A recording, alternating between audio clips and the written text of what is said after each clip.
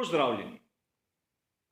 Po koncu pogajanj z ekipo Red Bull verjetno marsikoga izmed nas navdušencev zanima, kaj bodo storili pri Porscheu.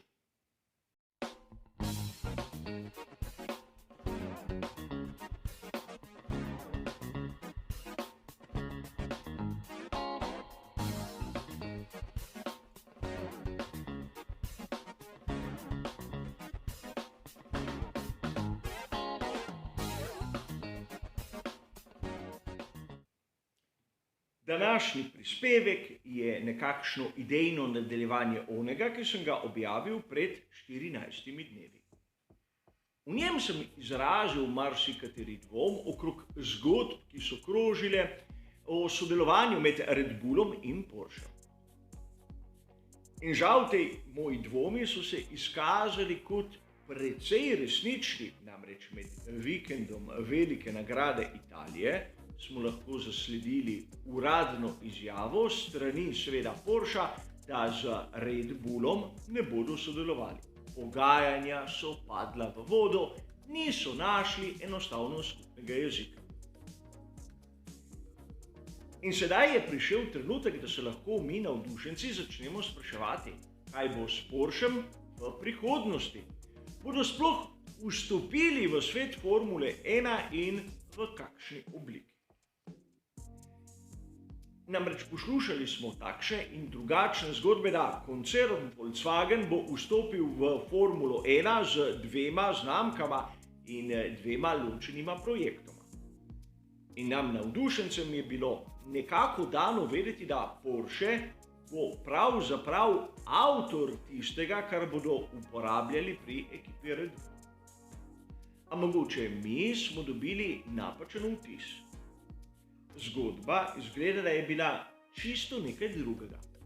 Namreč pri Red Bullu postavljajo svojo tovarno pogonskih sklopov, kjer bi bil Porsche dobesedno neke vrste zunanjega partnerja, ki bi plačal določeno količino denarja, da bi seveda na motorju z notranjim izgorevanjem bila videna njegova znamka.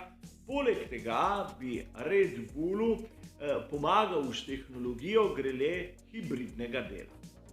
In vemo, v sezoni 2026 bo, kar se tiče hibridnih komponent, velika poenostavitev.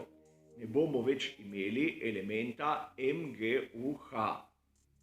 In da malce pojasnim, zakaj gre.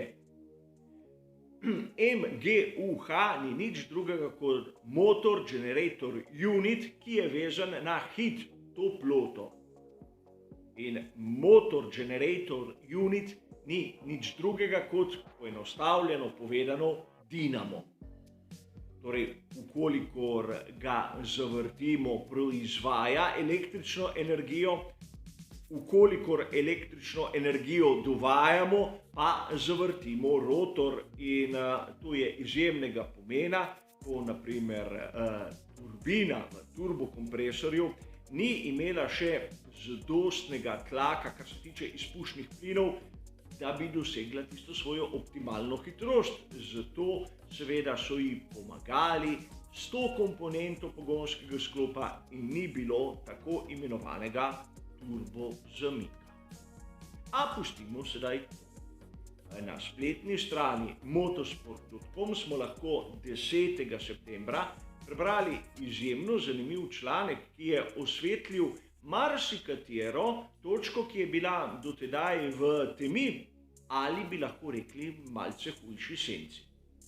Namreč pri Red Bullu so po lastnih izjavah že preveč investirali in naročili infrastrukture, da bi kar sedaj takoj odstopili od projekta pogonskega sklopa za sezono 2026. Prvi prototip motorja z notranjim izgorevanjem naj bi bil že na testni mizi in seveda delo s polno paro nadaljujejo. Zato tudi ni čudno, da pri Porscheu verjetno niso našli skupnega jezika.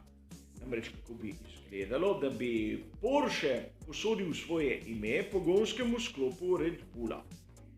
Nekaj podobnega v preteklosti so že storili, samo v obratni smeri. In sedaj, če se spomnimo naprimer McLarena MP4/2P, bomo videli, da tu na pokrovu kakšnega napisa Porsche ni. Seveda tam vidimo označbo TAL, Technique d'Avantgarde, podjetje žal preminulega Mansurja Ožeja, ki je financiralo Porsche projekt takratnega turbomotorja, ki so ga vgradili v McLarene in z njimi pobrali lepo število zmag, naslovov, tako med vozniki kot med konstruktorji. A tokrat, kot sem vam povedal, bi bila zgodba obratna. Porsche bi bil tisti, ki bi plačal Red Bullu za to, da bi bil viden. In verjetno bi bila situacija izjemno zanimiva znotraj koncerna Volkswagen, kajti tam pripravljajo svoj projekt pod znamko Audi. In ne vem, kako bi se zgodba končala. Po svoje je bolje, da iz takega posla bo nič. Ampak sedaj v tem trenutku smo prepričani, da bo Porsche vstopil v Formulo 1. Uradne objave še ni, kot dobro veste, sam imam rad take razglasitve, ampak po drugi strani Porsche nima projekta. Namreč do sedaj smo mislili, da bodo oni tisti, ki bodo nudili svojo ekspertizo Red Bullu, ampak pokazalo se je, da še zdaleč ni tako. In v članku, ki sem ga omenil malce prej, je še ena zanimiva in dokaj zabavna informacija. Namreč pri Red Bullu bi lahko celo nadaljevali sodelovanje s Hondo, prav v tistem električno-hibridnem delu, za katerega naj bi po sklepanjih seveda bil zadolžen Porsche. Torej vidimo, da po eni strani seveda Red Bull ne bo sposoben v sezoni 2026 v celoti sestaviti pogonskega sklopa. Po drugi strani njihova oholost je pripeljala že drugič v sorazmerno kratkem času, da so se dobesedno sprli z njihovim dobaviteljem, pomišljaj potencialnim zunanjim partnerjem. Spomnimo se, kaj se je zgodilo z Renaultem. Namreč po koncu sezone 2015 je malo manjkalo, da pri Red Bullu dobesedno bi lahko ostali brez pogonskih sklopov, ker skupnega jezika z Renaultem pač niso našli. In takrat seveda so preimenovali enote v TAG Heuer, kar ni tako pomembno, ampak bistveno je, da je prišlo prav zaradi Red Bulla do korenitih sprememb v pravilniku. Danes tisti dobavitelj, ki ima najmanj ekip pod svojim okriljem, mora dati svoje enote pač tistemu, ki si jih zaželi. Seveda, to je bila zopet ena poteza, ki je mnogo katerega dobavitelja spravila v slabo voljo. A vidimo ponovno, da zgodba tu še zdaleč ni končana. Pri FII so šli v spremembe pravilnika predvsem zaradi vstopa novih znamk in tu govorimo tako o Audiju kot o Porsche. Tudi strani Red Bulla je bilo precej izsiljevanj dobesednih, ker so hoteli zamrznitev razvoja pogonskih sklopov, seveda pod izgovorom, da bodo uporabljali intelektualno lastnino Honde in nimajo sredstev, da bi tisti projekt razvijali. Videli smo, da seveda Honda še zmeraj fizično sestavlja enote in da je edina razlika le v spremembi imena. In tu prihajamo zopet do zanimive točke. Tukaj bodo v Formuli 1 popuščali pri takšnih ali drugačnih izseljevanjih Red Bulla. Videli smo razne poizkuse tudi pri dodeljevanju superlicence in menim, da vsaj vodstvo FIE bo moralo prej ali slej tem zgodbam narediti konec.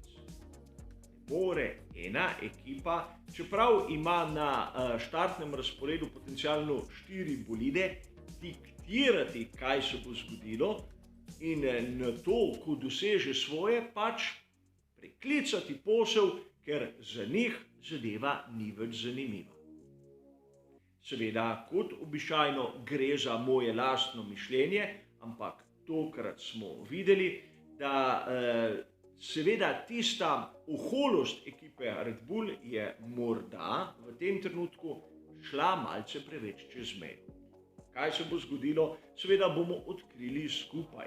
Za enkrat je pa to vse. Hvala za vašo pozornost in seveda nasvidenje.